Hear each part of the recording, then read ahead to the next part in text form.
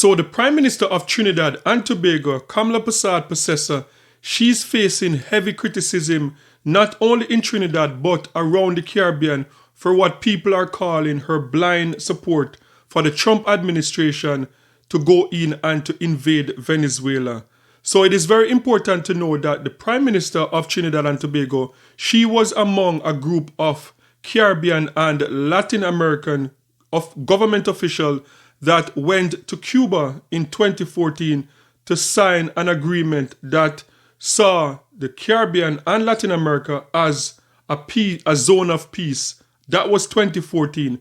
So now Caribbean officials and experts within the Caribbean, they are saying that this move by her to support the Trump administration invasion of Venezuela, like this could pretty much divide the Caribbean. Amidst criticism over her stance on the ongoing tensions between Venezuela and the United States, the Prime Minister is unbothered and unapologetic. And while the Prime Minister has been accused of causing a fracture in CARICOM through her unilateral support of the presence of the US Navy near Venezuelan waters, Persad-Pasesa said other CARICOM members stated their position even before her statement on Saturday.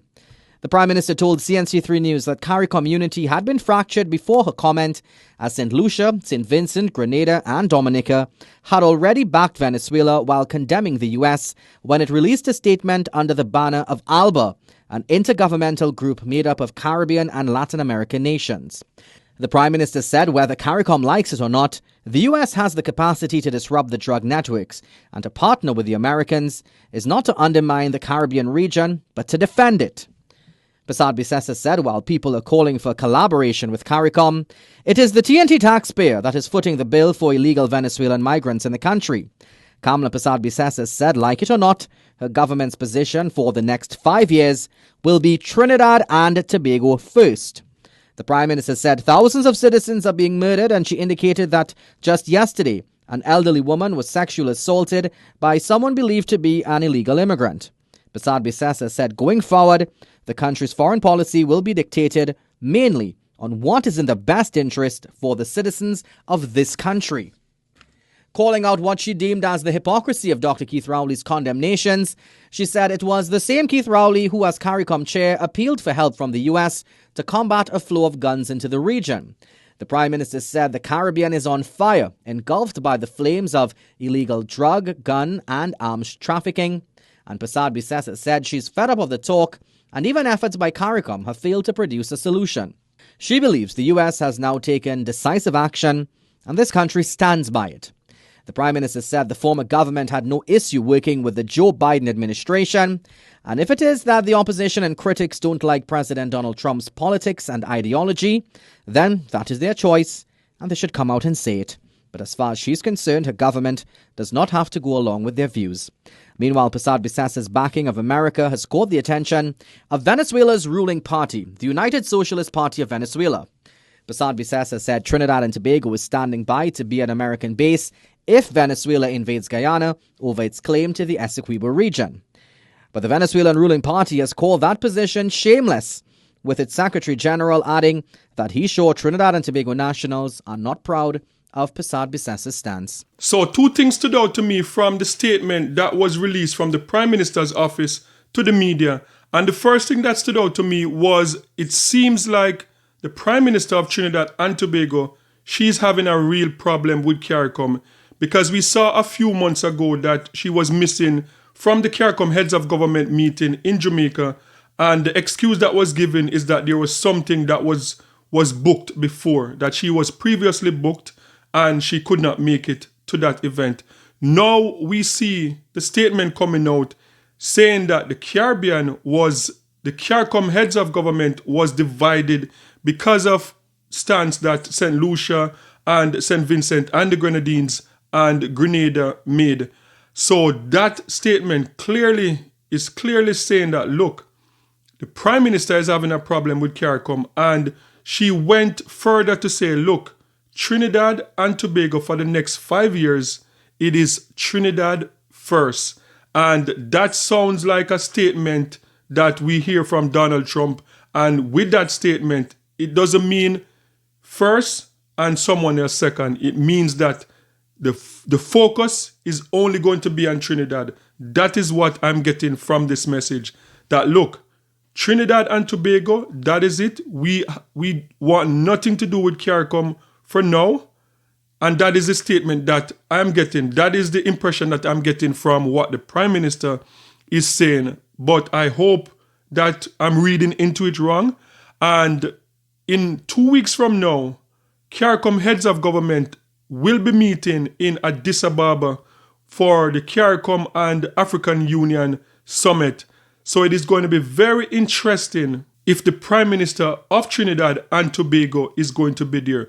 I'm going to be watching out for that more than anything else, because that is going to show us if she's really done with CARICOM and if Trinidad is just exiting CARICOM right now. So that was the first thing that stood out to me. The second thing was, it seems like the Prime Minister, she's holding Venezuela accountable for a lot of the crimes that is happening in Trinidad and Tobago, and a lot of drug-related and illegal firearm in Trinidad and Tobago. But for the past, I would say 5 to 10 years, we have seen CARICOM leaders appealing to the American government to help with the flow of illegal firearms in the Caribbean, because it is well documented that up to 90% of illegal firearms in the Caribbean, they are coming straight from America.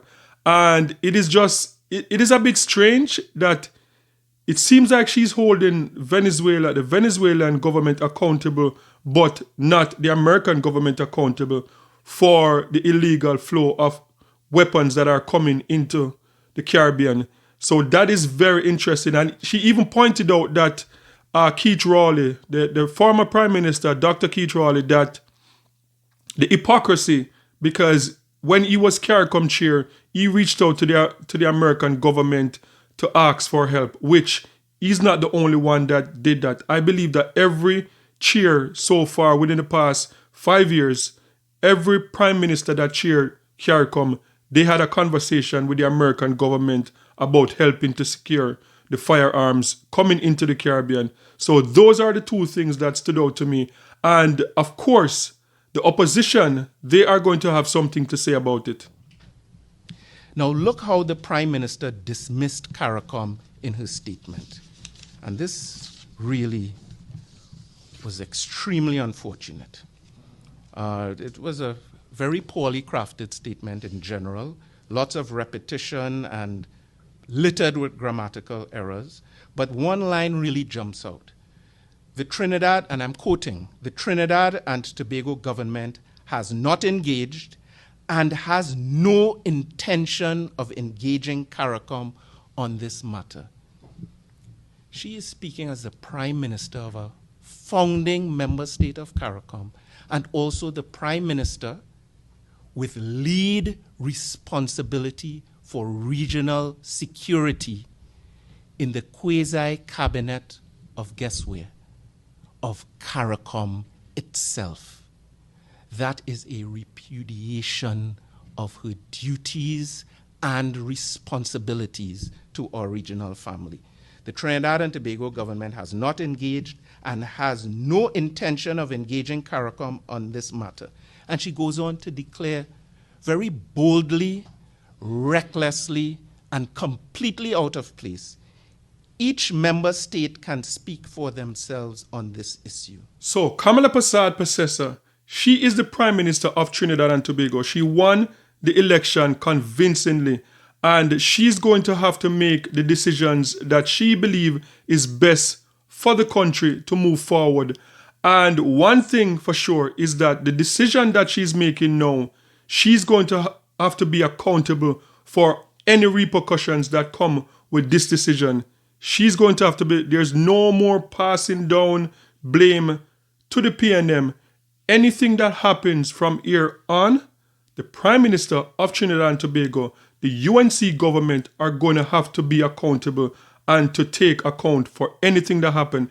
Because in my opinion, I think this is one of the biggest gamble that I've ever seen any government within the region make. Because the reality is that Venezuela, the history with the Caribbean and the Venezuela government goes way back. Venezuela have been a friend to the Caribbean before Caribbean nationals were allowed to go to America.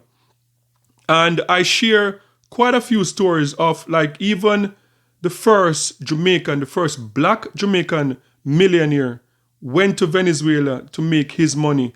A lot of Trinidadians back in the 1800s, after the abolition of slavery, went to Venezuela, they went to Cuba, they went to Haiti to get good jobs. When there were no jobs in the Caribbean, Venezuela was there, Cuba was there, Haiti was there.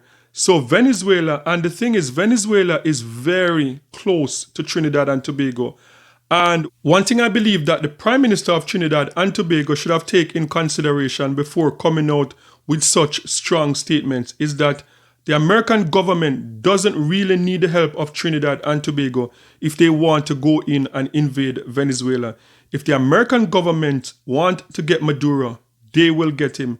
We saw just a month ago or so that the American military, they went across the world to take out nuclear plants from Iran. So if they can go way across the world to do that without boots on the ground, for sure, they have the capability to go and do anything in Venezuela without boots on the ground, without even the help from Trinidad and Tobago. So those strong statements, I believe that was unnecessary. I believe that the government should have stayed neutral because we have seen every country we have seen so far, and someone correct me, I don't know of one country that America went to liberate that in 2025 they are stable. And Venezuela is right there. So just imagine America goes in and they disrupt. They take out Maduro, and it's like a big vacuum there for someone to just fill. What is going to happen to Trinidad and Tobago? The people of Trinidad and Tobago have been complaining about illegal immigrants from Venezuela for the past, I would say, about 10 years. So if Venezuela become more destabilized, what is going to happen to Trinidad and Tobago? And if the government of Venezuela retaliate because they believe that Trinidad and Tobago is taking side with the American government, is the American government going to defend the way they defend Israel? I don't think so. So I think that the government have to be careful because this is a big gamble. Guys, sound off in the comment section and let me know your thoughts. Do you think that the Prime Minister of Trinidad and Tobago, do you think that she's making the right decision coming out with these strong statements, defending her stance, standing with the Trump administration, going up against Venezuela? Let me know your thoughts in the comment section. And don't forget to like, share, and subscribe for more amazing content. And remember, peace. I'm out.